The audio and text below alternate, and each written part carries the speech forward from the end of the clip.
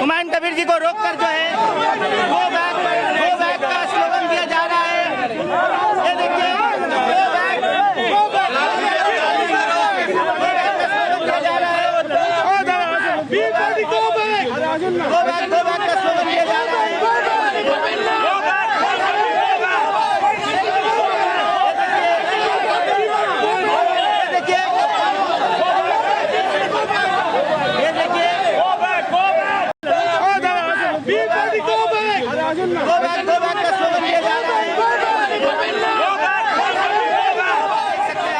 हुमायूं कबीर जी को रोककर जो है गो बैक का स्लोगन दिया जा रहा है।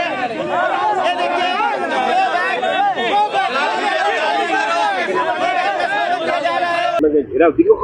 দেখুন, বাংলার যে কোনো প্রান্তে আমি একজন জনপ্রতিনিধি, তাছাড়া একটা রাজনৈতিক দলের নেতা। সেই নেতা হিসাবে বা একজন জনপ্রতিনিধি হিসাবে বাংলার যে কোনো প্রান্তে যাওয়ার আমার স্বাধীনতা রয়েছে, আমার অধিকার রয়েছে, আমার সাংবিধানিক অধিকার রয়েছে।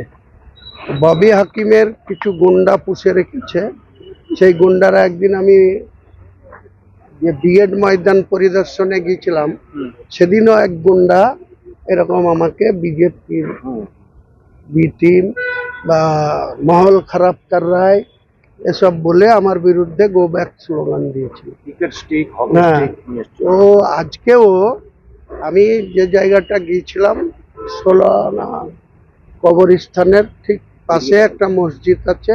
মসজিদের উল্টো দিকে আমার এক 12-13 বছর আগে থেকে আমার সাথে সম্পর্ক, তার বাড়িতে গেছিলাম। খুব সুন্দর আলোচনা হয়েছে। অনেকেই আমাকে বাবরি মসজিদ করেছি এটার জন্য, মানে 18 থেকে 80 অনেক মানুষ আমাকে দেখা করতে এসছে, আমার সঙ্গে হ্যান্ডশেক করেছে, আমাকে দোয়া করেছে, আমার সঙ্গে খুব ভালো আলোচনা হচ্ছে। ওই সময় যখন ঘন্টাখানিক ওখানে ভিতরে ছিলাম, তারপরে যখন আমি বেরিয়ে আমার গাড়িটা একটু দূরে ছিল, আমি গাড়িতে চাপতে যাচ্ছিলাম, তখন ববি হাকিমের কিছু গুন্ডা, পোষা গুন্ডা, তারা আমি শুনেছি ওখানে হ্যাকার হিসাবে লোকের টাকা হ্যাক করে নিজেদের অ্যাকাউন্টে নিয়ে নেয়। তার নেতৃত্ব দেয় শাহবাজ বলে একজন কুখ্যাত নাম আছে তার। সে ববি হাকিমের হয়ে কাজ করে, টাকা তোলে, ববি হাকিমকে দিয়ে আসে, নিজেরও। বলছি, খিদিরপুর মূলত কলকাতা বন্দর, যেখানকার বিধায়ক ফিরহাদ হাকিম, এবং আপনি বলছেন সোলানা মসজিদের কাছে গেছিলেন, আরো একটা মসজিদ, সেটা কি লাল মসজিদের কাছে? এবং লাল মসজিদের কাছে যদি আপনি গিয়ে থাকেন, তাহলে মূলত কি জন্য আপনি গেছিলেন আজকে? আমি যেতেই পারি, আমি গেছিলাম আমার একজন ওয়েলসার বা আমার জানাশোনা বা আমার বন্ধু লোক বা আমার ভাইয়ের মতো, তার আমন্ত্রণে আমি সেখানে গেছিলাম। আমি কোনো রাজনীতির কোনো প্রোগ্রাম করতে যাইনি। তা আমার বাংলায় যে কোনো জায়গায় যাওয়ার অধিকার আছে। ববি হাকিম তার ওই 78 নম্বর ওয়ার্ড কাউন্সিলরের ওই জায়গাটা, রাস্তার উল্টো দিকটা পড়ে 77টা মমতা ব্যানার্জির ভবানীপুর, আর 78টা পড়ে বন্দর এলাকা। ঠিক ওই রাস্তার মাঝে যেটা চৌরাস্তা আছে, ওখানে কয়েকজন দাঁড়িয়ে ছিল। আমি যখন হেঁটে যাচ্ছিলাম, আমার যে বন্ধু, তার ছেলে ওই সে ইঞ্জিনিয়ার সদ্য পাস করেছে, তার হাত ধরে আমি গাড়িতে উঠতে যাচ্ছিলাম। তখন আমার গাড়ির উপরে উঠে থাপড়া মারে, গো ব্যাক স্লোগান দেয়, আমাকে মারতে উদ্যত করে। আমিও তাদের চ্যালেঞ্জ করেছি, চ্যালেঞ্জ অ্যাকসেপ্ট করেছি। আমার গাড়িটা ধাক্কাধাক্কি করে আমার গাড়িটার সামনেকার যে শো সেটা ভেঙে দিয়েছে, এবং তারা ওখানে মস্তানি করছে। বাংলার পুলিশ কোথায় থাকে? অতক্ষণ ধরে ওখানে আমারও কিছু লোকজন ছিল, তো সেখানে যদি আমাদের লোকরাও ওখানে বাধাবাধি করতো, তাহলে ওখানে একটা মারাত্মক সংঘর্ষ হতো। এটা কোনো ববি হাকিম কি চাইছে? ওকে মিনি পাকিস্তান ওটা, যে হুমায়ুন কবির যেতে পারবে না, অন্য কেউ যেতে পারবে না। তা ববি হাকিমকে আমি মুর্শিদাবাদে ঢুকতে দেব না। ওর বাবার ক্ষমতা থাকে তো মুর্শিদাবাদে ঢুকবে, ওকে আস্ত ফেরত আসতে দেবো না। বলছি, আপনি কি ইকবালপুর থানায় অভিযোগ করবেন? কারণ যেখানে কোনো থানায় অভিযোগ করে কোনো লাভ নেই। মমতা ব্যানার্জির পুলিশ পা চেটে চলে, আর এই ববি হাকিমদের পা চেটে চলে।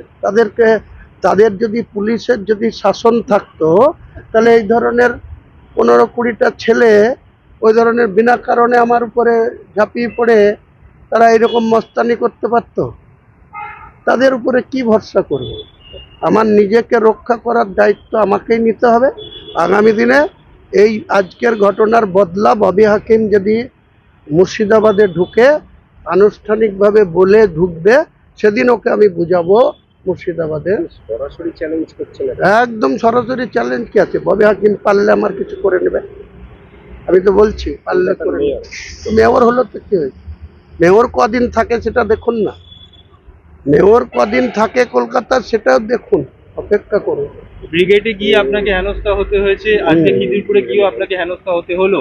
এরপর কি আপনি আর কলকাতা বন্দরে যাবেন ববি হাকিমের সব এলাকায়? জায়গায় যাব, কোনো জায়গায়, এবং ববির বিরুদ্ধে প্রার্থী দেব, মমতার বিরুদ্ধেও প্রার্থী দেব, শুভেন্দুর বিরুদ্ধেও প্রার্থী দেব। আগামী দিনে এদেরকে সমুচিত জবাব বাংলার মানুষ দেবে। এই অহংকারের জবাব বাংলার সাধারণ মানুষ, ভোটাররা দেবে। ববিকেও দেবে, মমতাকেও দেবে। দাদা, কলকাতায় দাঁড়িয়ে কলকাতার মেয়র তথা মন্ত্রী ফিরহাদ হাকিমের কথা আপনি বলছেন, মুর্শিদাবাদে ঢুকতে দেবেন না। আপনিও তো কলকাতায় রাজনীতি করবেন, হ্যাঁ। চলাফেরা করবেন, হ্যাঁ। সেক্ষেত্রে কোনো সমস্যার সম্মুখীন হতে পারবেন তো হলে হবে, সম্মুখীন মোকাবেলা করব। আমাকে যদি কেউ মারতে আসে, আমি কি তার জন্য রসগোল্লা ছুড়বো?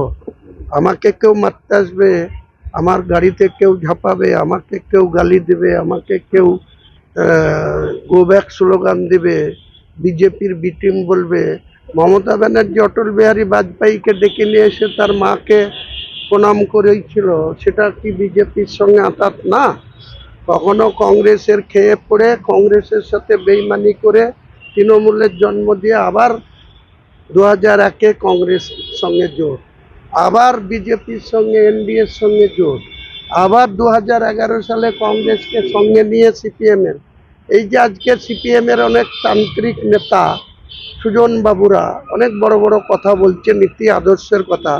এই সুজন বাবুদেরকে যখন 2011 সালের ভোটে ঘাড় ধাক্কা দিয়ে বাংলার শাসন ক্ষমতা থেকে নামাবার জন্য যখন দুনিয়ার মানে সাধারণ বুদ্ধিজীবীর নামে আরএসএস থেকে শুরু করে এখানে কোনো লোক বামফ্রন্ট সরকারের পরাজয় আনার জন্য বুদ্ধিজীবীদের মিটিং মিছিল কলকাতায় হয়নি।